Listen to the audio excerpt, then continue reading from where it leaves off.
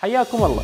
ضمن مشاريع الحكومة العراقية لتبسيط إجراءات المواطنين من خلال إطلاق استمارة لتسجيل أسلحة المواطنين عبر بوابة أور الحكومية، تضمنت الآلية ما يلي: تسجيل الدخول على موقع بوابة أور الحكومية، الذهاب إلى أيقونة الخدمات ومن ثم الضغط على استمارة تسجيل الأسلحة، ملء الاستمارة المتضمنة معلومات المواطن وإرفاق صورة من المستمسكات الثبوتية مع الرقم الصحيح للسلاح المراد تسجيله. يتم إشعار المواطن باستلام الطلب من قبل اللجنة الخاصة بحصر السلاح بيد الدولة والتابعة إلى وكالة الوزارة لشؤون الشرطة. تتم إحالة الاستمارة إلكترونيا إلى مكاتب تسجيل الأسلحة في قيادات شرطة المحافظات. يتم عمل محضر انتقال من قبل لجنة خاصة من قبل القيادة إلى دار السكن الخاص بصاحب الاستمارة للتأكد ميدانيا من معلومات الشخص وقطعة السلاح المراد تسجيلها. بعد التأكد من المعلومات تتم المصادقة على الاستمارة من قبل اللجنة. وأخيرا يتم إشعار المواطن بإكمال إجراءات تسجيل السلاح الشخصي الخاص به.